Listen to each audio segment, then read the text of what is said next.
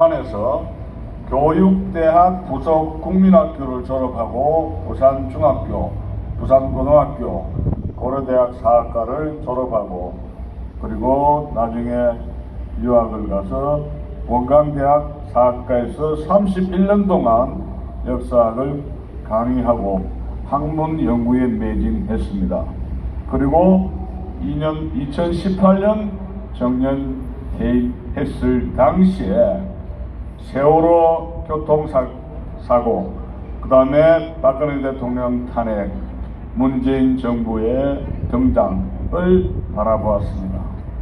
그런 상태에서 서울역, 시청 앞, 광화문 광장, 교보문고 등에서 수많은 연설과 어떤 때는 하나님 우리나라를 살려주십시오, 눈물너린 기도를 통해서 나라를 구하려 했지만 역부족했습니다.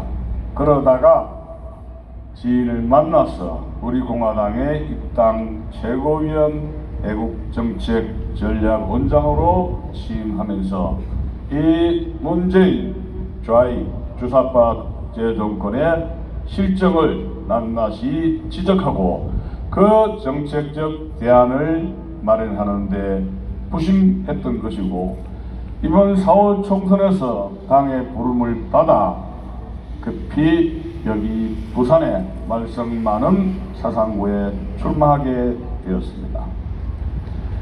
저는 평생 정치가가 되는 것은 정말 생각도 못했고, 정당 가입해서 정당 활동한 사람들을 솔직히 경멸해 왔던 콧대 높은 지식인이었습니다. 그러나 제가 이 나라에서 내린 결론은 지식과 학문과 수많은 학술 토론으로는 나라를 바로 잡을 수 없다 하는 점입니다. 그리고 지금 수많은 젊은이들이 직장도 구하지 못하고 결혼도 못하고 심지어 부산에서는 취직하기 위해서 일본으로 취업을 원서를 낸다는 말을 듣고 제가 죽기 전에 아들을 비롯한 젊은 세대들을 위하여 이 비정상으로 삐뚤어지고 기울어진 이 나라를 바로 잡는 데 기여를 하고 죽어야 되겠다, 그런 결심을 했던 것입니다. 저에게 있어서 정치 권력이라는 것은 하나의 수단에 불과합니다. 나라를 바로 세우는데 권력이 필요하다면 그것은 하나의 수단인 것이고 궁극적인 목적이 될 수가 없는 것입니다. 저는 평생 동안 역사를 하면서 역사와 정치의 칼럼을 쓰면서 마치 바둑이라든가 장기라든가 훈수를 두는 입장이었습니다. 그런데 어느 칼럼니스트가 저에게 메일을 보내었던 것이 결정적으로 충격을 주었습니다. 이주천 교수님, 당신은 언제나까지나 훈수만 둘 것이오, 이런 것을 저의 이메일을 주었던 것이고, 이것이 제 자신의 권력에 대한 충동을 불을 지폈다, 이렇게 말씀을 드리고 싶습니다. 그러면 내가 한번 죽기 전에 한번 해보자, 그런 생각에 불을 당겼습니다. 저는 이 자리에서 이 부산이 낳은 사상이 배출한 국회의원 문재인이라는 정치적 괴물에 대해서 이러쿵 저러쿵 더 이상 논하고 싶지 않습니다. 지금 그가 태어난 그 영도다리가 이제는 그 색깔이 빨갛다 하는 것은 여기 계신 분들이 여기에 제가 지적하지 않아도 이미 다 아는 사실입니다. 저의 어린 시절 저의 부산은 나라를 구했습니다. 6.25때 자갈치 국제시장에서 거제도 방공포로 그리고 유엔군 국군 수백만의 탈북자들을 부산 시민들이 먹여 살렸던 애국의 고향이었습니다. 여기에 딱 저는 서울에 갈 때마다 부산의 경상도 사회가 왔다고 하면 엄청난 대접을 받았고 저는 자신감이 자부심을 연사가 잘 보이고 그러나 이런 자부심은 완전히 민주화 열풍 속에서 무너지고 말았던 것입니다. 여러분도 알다시피 김대중, 노무현, 문재인으로 등장하는 좌익 정치가들이 얼마나 나라를 망쳤나 하는 것을 구질구질하게 말씀드리지 않아도 잘 알 것입니다.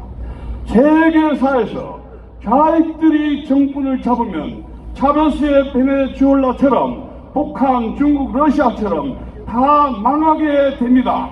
그래서 세계사의 다른 나라는 좌익들을 권력을 잡지 못하게 합니다.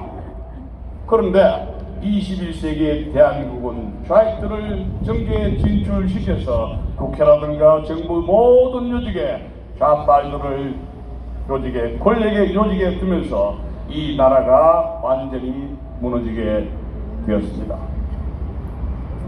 저는 지금 문재인 정권이 파괴된 4가지를 회복을 시키겠습니다.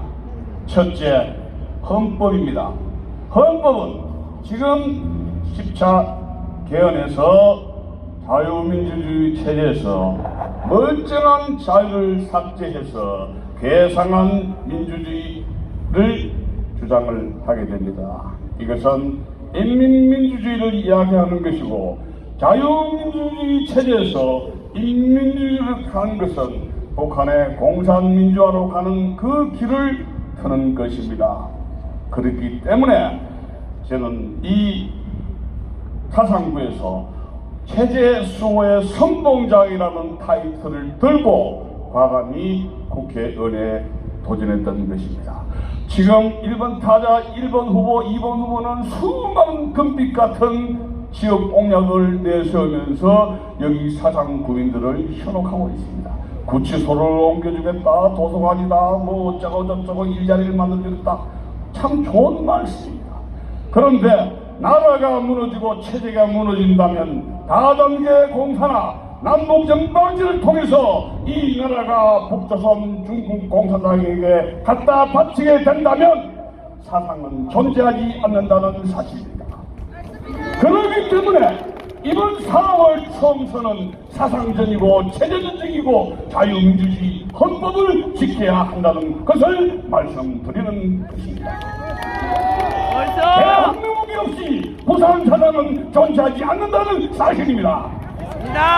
둘째, 시장 파괴된 시장을 복귀시킬 것입니다. 주 52시간 기초임금, 그것은 북한이라든가 사회주의 공산주의 국가에서 시장을 개입해서 몇 시간 일하라, 몇 시간 일하지 마라, 이것은 공산주의 국가에서나 하는 수법인 것입니다. 왜 시장에 정부가 개입을 해서 알바를 구하지 못하게 하고 이 부산의 사상의 경제가 깡통으로 되게 되었습니까?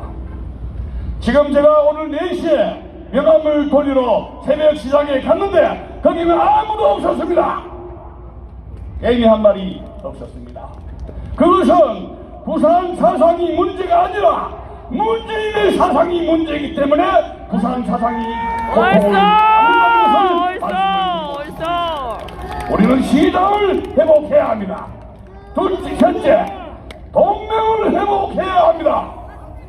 한미 동맹을 파괴하기 위해서 이 주사파 정권은 발광을 합니다.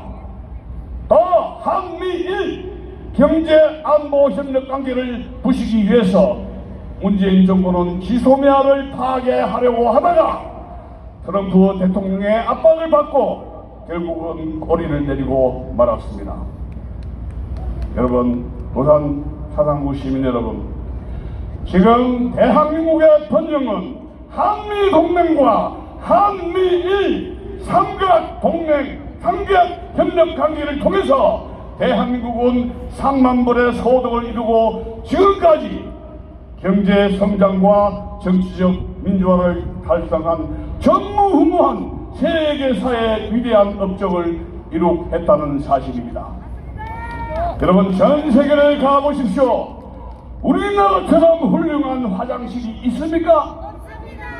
화장실에 휴지가 없습니다. 화장실 전쟁이요, 관광 전쟁이 아니라 화장실 전쟁이요. 이 위대한 나라 문재인은 2014년 세월호 단순 교통사고에서 박근혜 대통령 탄핵 때까지 촛불의 남동 세력에 편승해서 이게 나라냐 온갖 선동발악을 했습니다. 그런데 이제 부산 사장 시민들에게 묻고 싶습니다. 수시간 동안 한나절 동안 약국에서 마스크를 사기 위해서 북한 공산당의 배급 쌀 배급처럼 줄 서서 장사진을 친 것이 박근혜 대통령 시절에 존재했습니까? 이게 나라예요. 우리는 이 문재인 정권을 빨리 뒤집어 엎지 않으면 대한민국의 미래는 없다는 사실을 말씀을 드리는 것입니다. 얼싸! 그 다음에 이 탈원전 에너지 정책입니다. 우리나라가 세계 경쟁력을 자랑하는 이 원자력 발전소 이것을 폐지하고 중국으로부터 태양광을 수입해서 전 산림을 훼손하고 환경을 파괴했습니다. 그렇다면 탈원전 정책은 원자탄을 만들지 못합니다.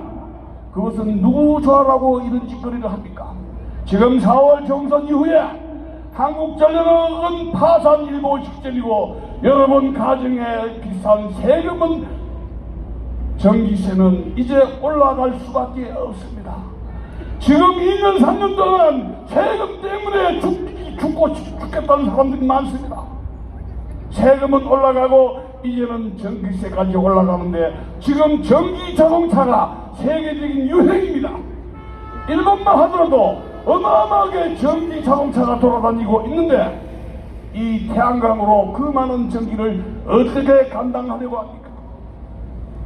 그렇기 때문에 북한은 우리나라가 탈원전을 함으로써 원자탄을 만들지 못하도록 한 것입니다. 따라서 이 탈원전 정책을 다시 폐기시키면서 원자력 발전소를 통해서 유사시에 핵무기를 가질 수 있도록 그렇게 해서 김정은을 겁박해서 자유민주주의 통일을 할 수 있는 기반을 만들도록 하겠습니다. 얼싸! 사랑합니다. 저는 어린 시절 국민학교, 중학교, 고등학교 때 항상 그 교실에는 그 운동장에는 태극기가 있었습니다. 그 태극기는 제 마음의 고향입니다. 그런데 이 부산 시민을 부산시 일대를 돌아보았지만 저는 태극기를 발견할 수가 없었습니다.